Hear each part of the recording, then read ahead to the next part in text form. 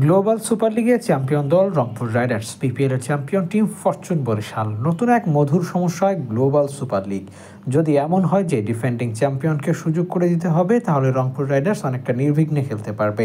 একই সাথে যদি এও বলা হয় যে প্রতিটা দেশের চ্যাম্পিয়ন টিম খেলবে, তাহলে আবার অংশগ্রহণ করবে ফরচুন বরিশাল।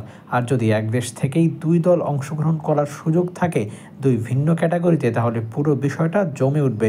কেননা দুই কন্টেস্টেই আছে ফরচুন বরিশাল ও রংপুর রাইডার্স। বিশেষ করে বাংলাদেশের কন্টেস্টে রংপুর বরিশাল দুটি টপ ফ্রাঞ্চাইজি। বাংলাদেশের ক্রিকেটের কথা চিন্তা করলে এই কথাই মাথায় আসে। বিপিএলে তাদের বড় ধরনের এক রাইভালরি দেখা যায়, যার কারণে যে কোনো সংস্করণে যদি তারা একে অপরের মুখোমুখি হয়, তাহলে সেটি হবে আলাদা উত্তেজনার। আর সেই পরিমণ্ডল যদি হয় গ্লোবাল সুপার লিগ, তাহলে এই লড়াই আরও জমজমাট হতে পারে। সাকিব তামিম দুজনকেই দরকার পড়বে। তাহলে বরিশাল যদি বিপিএল চ্যাম্পিয়ন হিসেবে যায়, তাহলে সেই দলকে নিশ্চিতভাবেই তামিম ইকবাল লিড করবেন।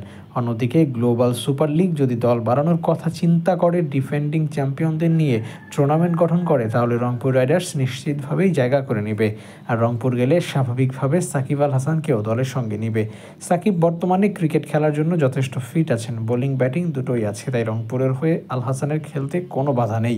একদিকে সাকিব, আরেকদিকে তামিম, দুই পক্ষের দারুণ এক কোল্ড ওয়ারও দেখা যেতে পারে। যদিও সবশেষ বিপিএলে তাদের দুজনকে একসাথে এক মাঠে দেখা যায়নি, প্লেয়ার হিসেবে দুজনকে একসাথে পাওয়াটা মোটেও সহজ হবে না।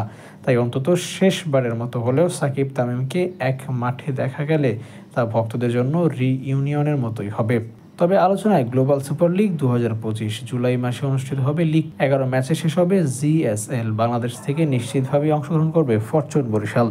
রংপুর রাইডার্সও এই তালিকায় আছে। যদি কোনো দল মিসিং হয় অথবা চ্যাম্পিয়ন দলকে কোনো ফেভার দেওয়া হয়, তাহলে নিশ্চিতভাবেই অংশগ্রহণ করবে তারা। আর যদি তা না হয়, তাহলে বরিশালের ব্যাকআপ হিসেবে তারা থাকবে, তা মোটামুটি নিশ্চিত। বরিশাল যদি অংশগ্রহণ না করে, তাহলে রংপুর করবে। এমন পজিশনে অবস্থান করছে ডিফেন্ডিং চ্যাম্পিয়ন দলটি। যদি বিপিএলও চ্যাম্পিয়ন হতো রংপুর, তাহলে সরাসরি জিএসএল খেলায় কোনো ধরনের যদি কিন্তু হিসেব থাকতো না। এখন তাকিয়ে থাকতে হচ্ছে জিএসএল এর দিকে। ফরচুন বরিশাল ঘোষণা দিয়েছে তারা যাচ্ছে, না গেলে রংপুর রাইডার্স যাবে, সেদিকেও তাকিয়ে থাকতে হচ্ছে।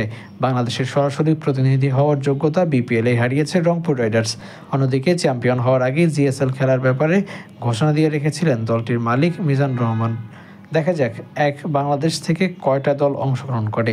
বরিশাল প্রথমবারের মতো অংশগ্রহণ করে নাকি দ্বিতীয়বারের মতো সুযোগ আসবে রংপুর রাইডার্সের হাতে, সেটাই এখন দেখার বিষয়। Abu Naim, sports Times.